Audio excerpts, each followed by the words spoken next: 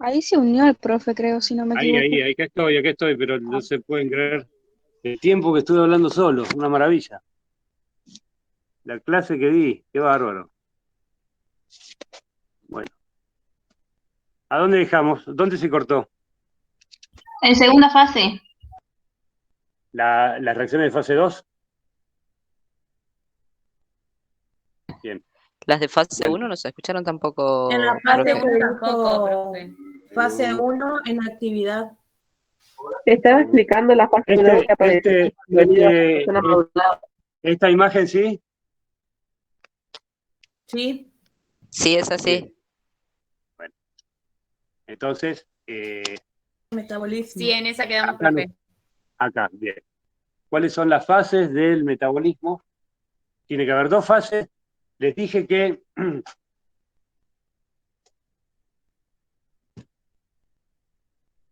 no son complementarias una de otra, perdón, son complementarias y no es que dependan una de otra, pueden hacerse primero una y después la otra, no importa el orden, pero se complementan porque trabajan dañando a la droga en distintos lugares. Las de fase 2 requieren una maduración de la célula hepática mucho mayor. Entonces, las de fase 2 en los recién nacidos y en los ancianos, lo mismo que en los pacientes con patologías hepáticas importantes, no van a estar los extremos de la vida, recién nacidos y ancianos, más o menos hasta el año de vida, y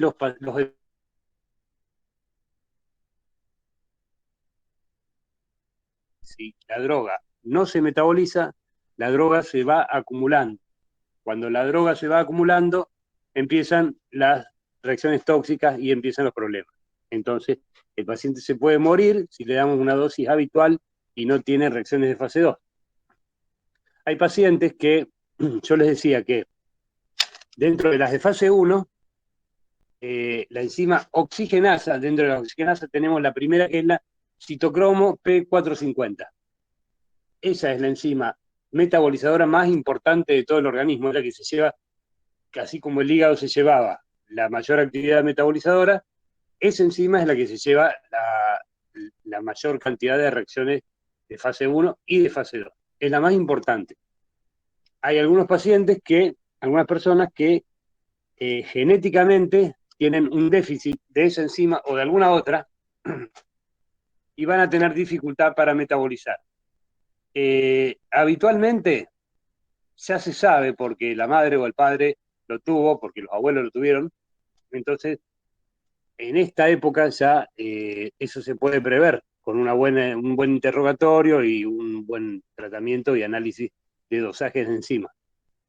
Antiguamente los pacientes se morían con cualquier medicación y no habría explicaciones hasta que se descubrió que genéticamente tenían un déficit enzimático que evitaba que haya metabolización y las drogas se acumulaban, se perpetuaban en la sangre, en la concentración de la sangre, porque no había quien la saque de ahí.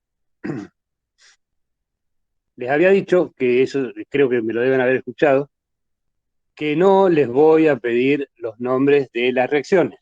No quiero que me digan eh, reacciones de oxidación, de reducción, de hidrólisis, de conjugación. Tienen que saber que hay de fase 1 y de fase 2. Las de fase 1 son más simples, la actividad en el daño es más simple que las de fase 2. Las de fase 2 requieren una maduración un poco mayor, un poco más importante del hepatocito, de la célula hepática. Tampoco tienen que saber que las reacciones de fase 2 son de conjugación y que pueden ser sulfuración, metilación, glucuronación, etcétera, etcétera. Eso no quiero que lo sepan, lo tenemos que saberlo, no es importante. Bueno, Profe, sí, ¿qué pasa con una persona que sufre colastasis? bueno, la colestasis es el acúmulo de bilis en los conductos biliares. La colestasis es, digamos, en vez de contraerse la vesícula y de sacar la bilis hacia la luz del intestino a través del colédoco para que pueda degradar los alimentos que están en el estómago, queda frenado todo el tránsito de la vía biliar y el paciente, por un lado, no digiere, porque le cuesta digerir los alimentos porque no tiene bilis. Por otro lado, ese acúmulo de la sustancia biliar en la vesícula y en los canalículos va a provocar una inflamación del hígado y va a provocar dolor. Muchas veces ese paciente tiene que medicarse, muchas veces hay que operarse, muchas veces no andan bien. Colestasis no es una pavada. A veces no es tan intensa, no es de gravedad, digamos, pero el paciente la pasa mal. La pasa mal porque le cuesta comer, le cuesta, con un muy poco que coma ya se siente lleno, vomita seguido, tiene dolor de abdomen frecuentemente. Es una persona que no tiene un aparato digestivo que funciona correctamente, digamos. ¿Pero esto Pero, influye en la metabolización o no? ¿qué cosa? La falla ¿La hepática. colestasis? Y la colestasis, mira, lo que se requiere para que haya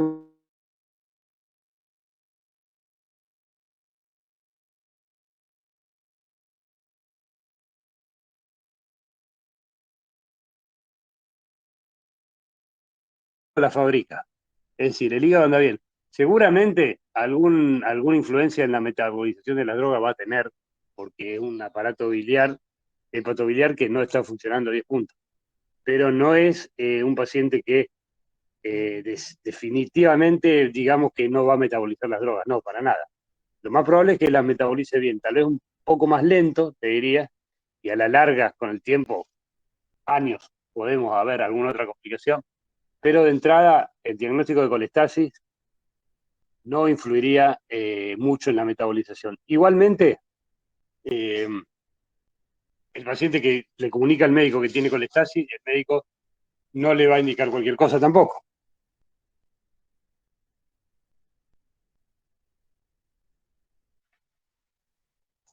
Bueno, gracias. Abajo, en esta figura, abajo de todo, dice lo que hace cada una de las reacciones de fase 1 y de fase 2. Las de fase 1 dice, añade sustituyentes a la molécula o se liberan grupos funcionales. O sea, se cambia la estructura de la molécula. Acuérdense que uno de los elementos para atravesar la membrana era el peso molecular, que hablaba del tamaño de la molécula. En este caso, lo que hacen las de fase 1 es modificar el tamaño, le modifican la estructura. Otra cosa que puede hacer es aumentar la ionización, que evitaba el traspaso de membranas, o la hidrosolubilidad, que también la hacía más difícil de traspasar, inactivar o activarse, lo que habíamos dicho que es un profármaco, y activar más un producto que otro. Puede ser activar algo que sea beneficioso o algo que no sea beneficioso. Pero las reacciones de fase 1 trabajan así. ¿Qué hacen las de fase 2? Lo vemos.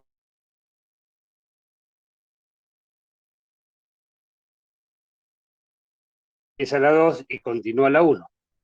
Y tenemos todos los pasos, todas las cosas que va a producir las de fase 2 es para facilitar la excreción de la droga, para que se pueda eliminar.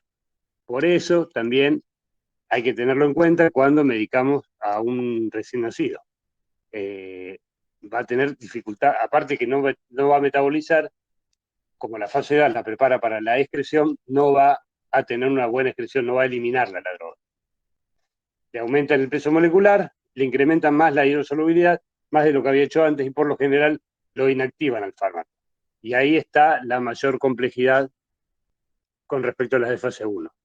Y la inactivación del fármaco requiere algo más preciso en las estructuras, en las uniones de las moléculas de la droga. Trabaja más en la parte química y las de fase 1 más en la parte física de la droga. Pero entre las dos van a tener éxito seguramente. No se olviden que las de fase 2 no aparecen en los recién nacidos. Es riesgoso. Es riesgoso y aparte puede ser una de las preguntas. Profe, Sí. ¿cómo sería el metabolismo en una persona que no camina pero que usa medicamentos para convulsiones y demás? Bueno, vamos por partes. En principio, te diría que no camine no tendría mucha relación, porque la actividad hepática debería estar conservada. O sea, la actividad hepática no se va a deteriorar porque la persona no camina. Hay que ver por qué no camina. Si no camina por otra causa, que también daña el hígado, bueno, ahí sí. Pero, y con respecto a la medicación anticonvulsiva,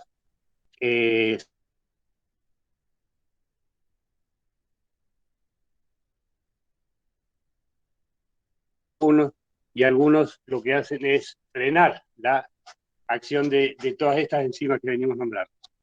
Ahí entramos en un paso que se llama interacción medicamentosa, y lo habíamos visto cuando hablamos de los efectos al principio, y las drogas que estimulan o disminuyen la actividad hepática de la metabolización son drogas muy importantes para tener en cuenta cuando hablamos de interacción medicamentosa. ¿Cuál es puntualmente la droga que usa para la convulsión?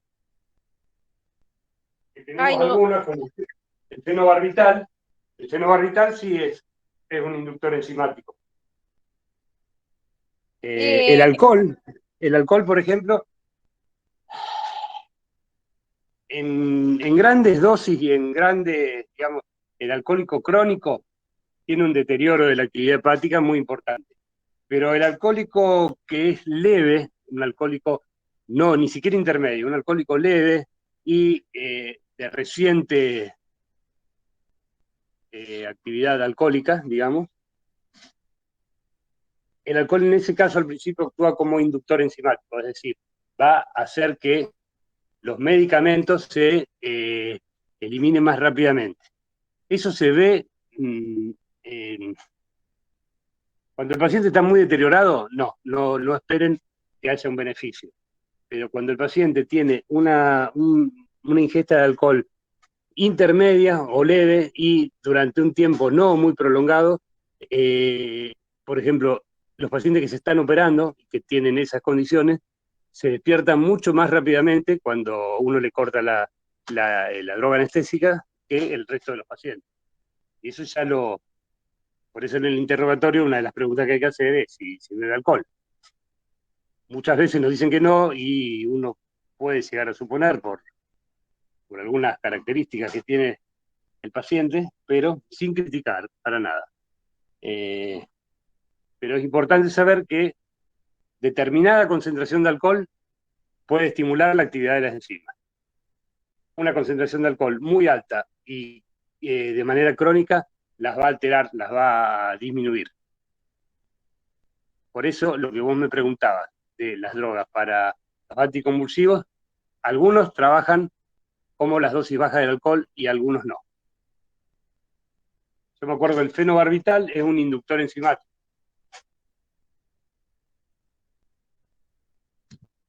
El fenobarbital creo que es el nombre comercial, el Tegretol, creo que es, me parece. Y después está el Epamín, que es otro tipo de droga que ahora no... ¿Cómo? El Epamín no me acuerdo. Ajá. Fenitoína. El Epamín. Ah, fenitoína, sí, está bien. Sí. Bueno, la fenitoína es similar al fenobarbital. Así que en dosis no muy elevadas puede ser inductor enzimático, puede aumentar la actividad de las enzimas. Siempre y cuando lo que hay que tener en cuenta, ¿cuál es la otra droga que le vamos a dar? ¿No?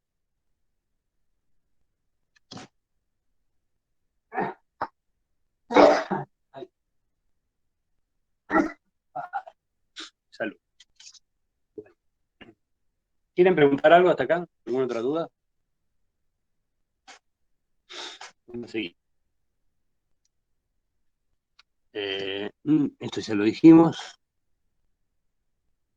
Está. Bueno, fíjense que los datos de esta diapositiva están sacados acá abajo de Goodman y Silva. Goodman y Silman es uno de los libros que les di al principio del año. El Goodman y Shipman es el libro más importante de farmacología en todo el mundo. En Argentina recibimos ediciones, no las ediciones más nuevas, pero no tan viejas tampoco, y el libro se edita en Estados Unidos. Creo que cada 2 o cada 3 años están sacando ediciones nuevas, con nuevas drogas, con nuevos resultados de estudios que han hecho, pero es la palabra más, eso y lo que sería el vademecum de Estados Unidos, son las dos cosas que más respeto tienen en relación a la farmacología. El Goodman y Shipman es un libro que se usa en todo el mundo para el estudio de la farmacología, tanto en medicina como en enfermería. ¿Qué les quería mostrar? Bien. Esta imagen la puse solamente por lo que dice abajo, en un color más verde.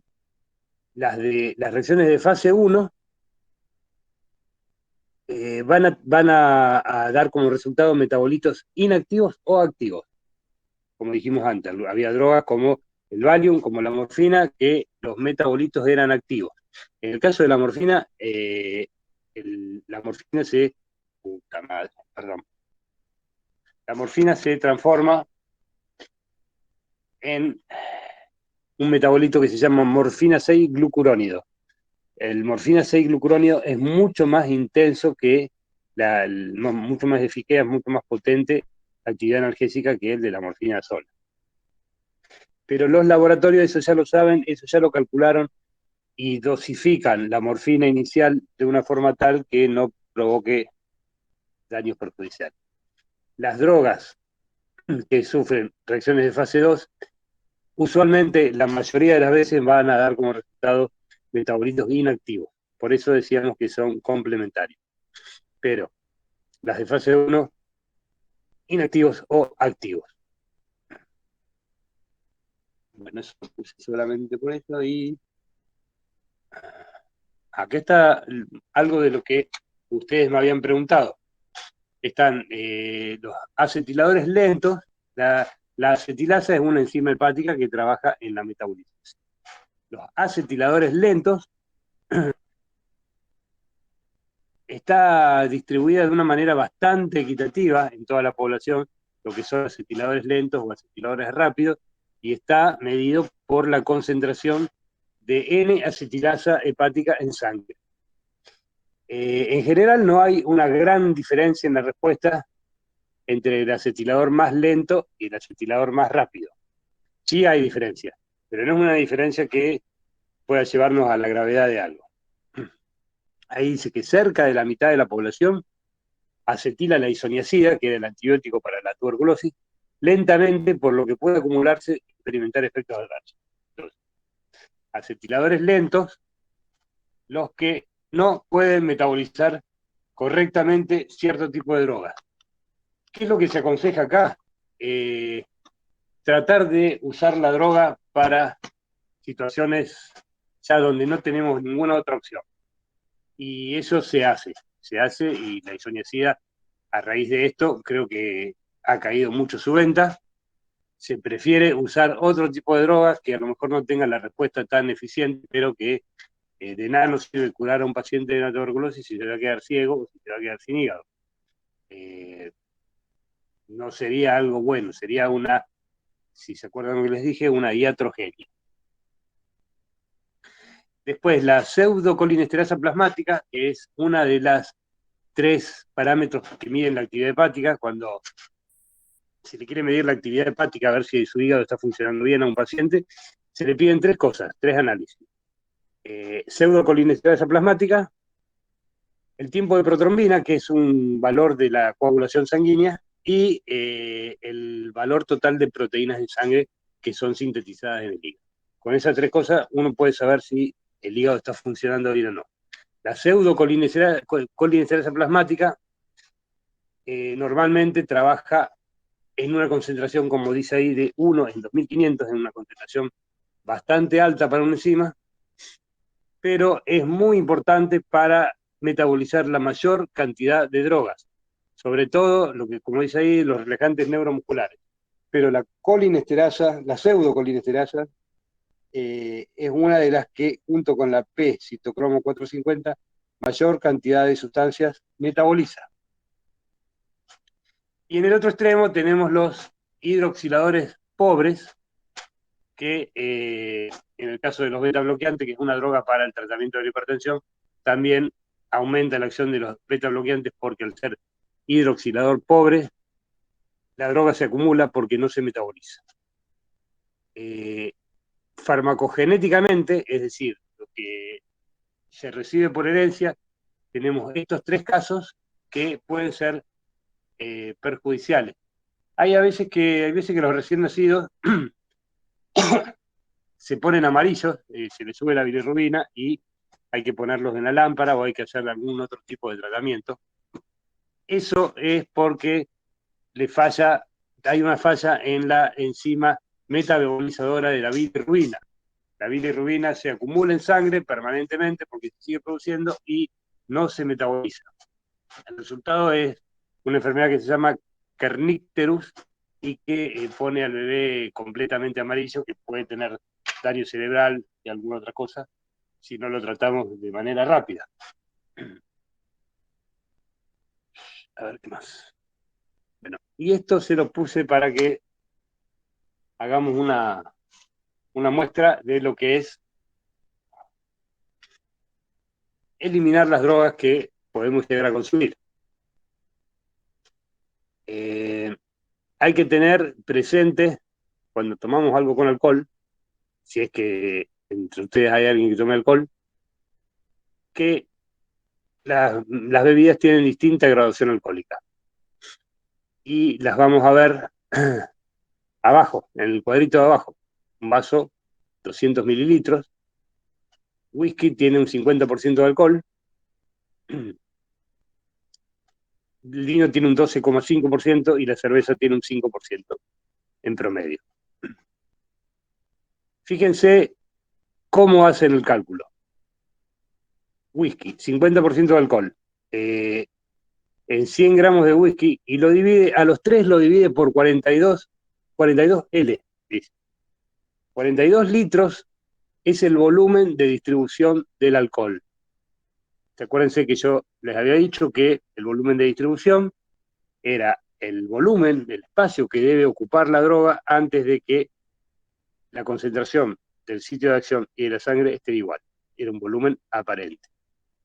El alcohol tiene un volumen de distribución de 42 litros. Entonces, ahí vamos a ver el tiempo que se tarda en eliminar esa cantidad. Un vaso de 200 mililitros de cerveza, en 1 hora lo estamos metabolizando. Un vaso de vino de 200 mililitros, en 2 horas y media lo estamos metabolizando. Y un vaso de whisky lo estaríamos metabolizando más o menos en 10 horas. Por eso, whisky siempre te sirve menos, te sirve un poquito, porque hace mal, realmente. Pero este ejemplo les puede indicar la actividad hepática en relación a la concentración de la droga, lo que puede causar si el hígado no está funcionando adecuadamente. Metabolización, distribución que vimos el otro día. Y cuando empecemos a dar farmacodinámica, que vamos a ver, agonistas y antagonistas, son los 3 temas más complicados de la materia. La única ventaja que tiene esta etapa es que no es extensa. Es el parcial más corto de los 3, el primero. Vamos a dar farmacocinética y farmacodinámica solamente para el parcial. Lo hago así porque los temas son complejos, o me parece que son más complicados que los del resto. Cuando empecemos a ver las drogas, los temas son más extensos, más largos, pero mucho más fáciles de entender, más fáciles de recordar y algo todo más práctico. Entonces, si los quería decir, pero hice una introducción antes. Vamos a dar hoy, el viernes que viene, el otro, y si no me equivoco, El viernes que viene es 6, y 7, 13, y 7, no, es 7. Y 7, 14, y 7, 21. El viernes 21 de mayo estaríamos haciendo el primer parcial de la materia. No es para que se queden tan callados, digan algo. Farmacocinética y la otra. Farmacodinámica. Como todos desmayados.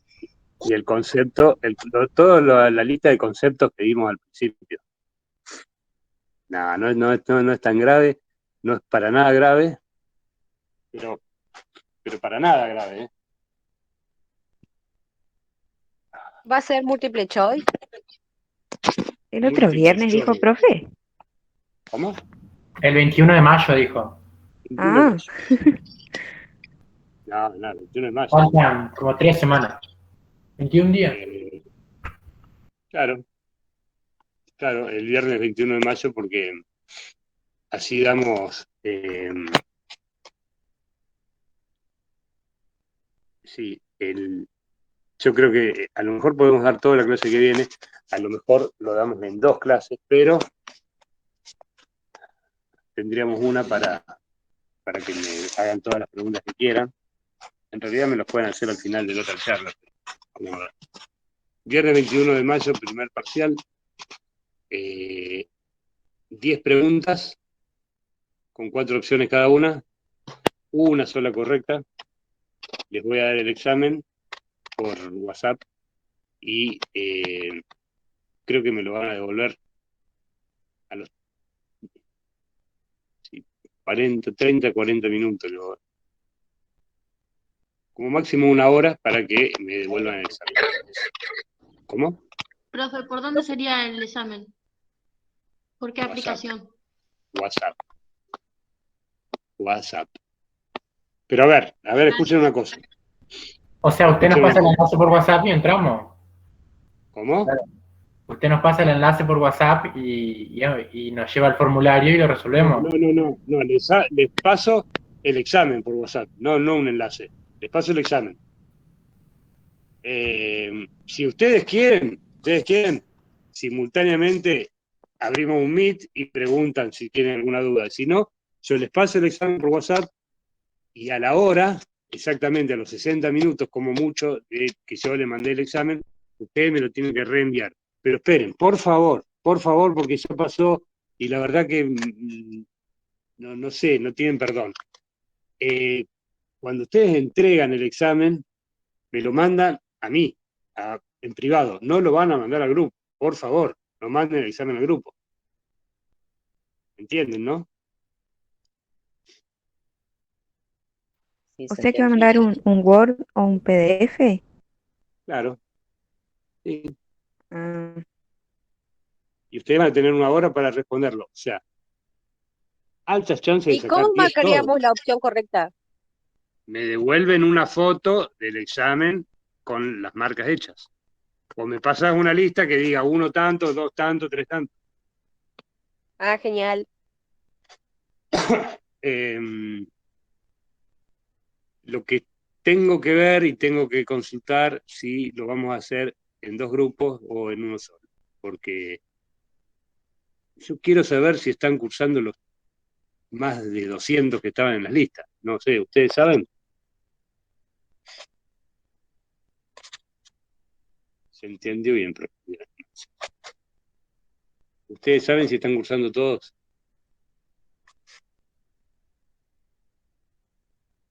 ¿Eh?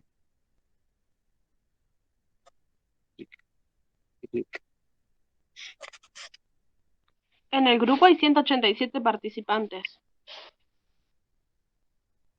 Ah, mira vos. Bueno, las listas son mucho más. Y yo cometí el error de decirles que no les tomaba asistencia. Así que, bueno, de todas maneras, me lo devuelven en privado a mi WhatsApp. Por favor, en privado. No lo manden al grupo, porque si lo mandan al grupo, se anula el examen y lo tenemos que hacer de nuevo de cero. Buscar otra fecha, hacer otro examen y empezar a rendir de nuevo. no cometan ese error porque no va a estar bueno.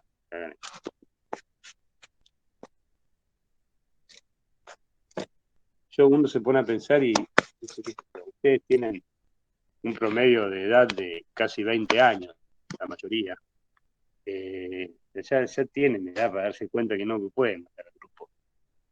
No, una cosa increíble, ¿no? Y menos que digan, ay, no me di cuenta, no, ya está, no sé. Por suerte ya me olvidé el nombre. Ajá. Me olvidé el nombre de los trabajos de exámenes anteriores nos han dado los exámenes que dan ya la nota final de los exámenes. ¿No sería más fácil como hacerlo así para que no esté corrigiendo uno por uno? ¿Cómo? Hubo trabajos que hicimos, evaluaciones que hicimos, que ya directamente cuando terminamos de hacerlo todo individual, nos pasaban directamente las notas de los exámenes. No, obviamente, la respuesta correcta. Sí. Un formulario. Sí, les voy a pasar la respuesta correcta. De todas maneras, yo tengo que registrar la nota de ustedes. Así que tengo que corregir todos los exámenes. No, profe, lo que dice la compañera es que hay un formulario, por ejemplo, de Google, donde vos haces el examen y cuando pones enviar, ya te da la nota. Es como que ya está programado. Claro, sí. Que lo programa usted. Después me lo enseñan, porque yo sé que ustedes saben que yo no lo sé, y seguro que hay gente que se está riendo, pero después me lo enseñan. Está bárbaro, dale. Y le ahorraría el trabajo de corregirlo uno por uno, porque ya automáticamente te larga la nota. Mirá vos. Bueno, brillante. Usted va poniendo las preguntas y va poniendo cuánto vale cada pregunta. Profe. Ajá. Y bueno, pero el formulario es múltiple choice y él está diciendo que va a mandar preguntas a desarrollar. No, múltiple choice, las mías. Y bueno, profe, Pero, es mucho más fácil para usted. Bueno, por eso les digo, después me lo enseñan. Lo hacemos entre todos, armamos el examen ahí y después lo mando. Ah, sí, claro. Después me lo enseñan. Ustedes Porque solamente una vez que usted lo programe, solamente usted va a saber cuál es la correcta, digamos, si no da 4 opciones. Ajá. Porque usted marca la opción correcta. Bueno, a ver, decime, ¿cómo se llama eso? Formularios de Google. Sí, después pasa como con básica que estaba mal la respuesta que había puesto el profesor y salimos todos mal por una respuesta. Debería preguntarle a la facultad si no tienen alguna para hacer. Bueno, voy a preguntar, sí. Los exámenes que hemos tenido múltiple choice siempre fueron por formularios de Google. ¿Al formulario de Google lo puede hacer cualquiera? O sea, ¿lo puedo armar yo, ponele? Sí. Ah, mira. Sí, cualquiera lo puede armar. Al menos que se lo armemos y que el profe ponga después la respuesta correcta y lo programe él, digamos. El tema me parece que si uno armándolo, otro no lo puede modificar. Me parece. Creo que se le cortó de vuelta al profe. Pero por Classroom, ¿cómo se puede? ¿Así por formulario también? Y sí, pasan a la base y se puede hacer de ahí. Sí, claro, como hacía en psicología, ¿te acordás? El final. Claro, sí, o sea, el tema de que nos llegue el enlace nos puede llegar por cualquier lado el enlace. Sí. Claro. ¿Y como hizo la chica de nutrición?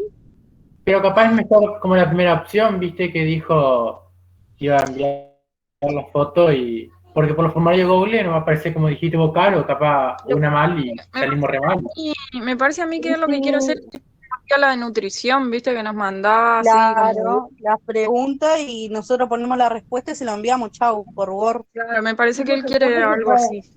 Para mí es mejor, así de la forma que él dijo primero. Pero, Encima abandonó la llamada.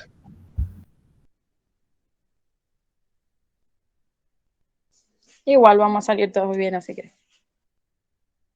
Esa es la actitud, hay que promocionarla, ¿eh? Con más de 8. Ni básica puedo sacar y voy a sacar las otras. ¿Se promociona? Sí, se promociona. Tenés que sacar 8 más en los 3 parciales. No se promociona. Yo pensé que era anual. Se promociona. Es Sí, anual. se promociona. Se promociona. La materia se promociona y se regulariza. Ah, Pero está para- complicado promocionarla porque tienes que sacarte más de 8 en los 3 parciales. Ah, sí, Y es verdad. Si son 4 preguntas, más que nada. Si son 4 preguntas, supuestamente. 10 preguntas, con 4 opciones en cada cosa. Ah, bueno, pero son pocas igual. Sí, como psicología, introducción a la psicología, viste que era una pregunta y 4 opciones. Aparte, en el modo virtual todos aprobamos.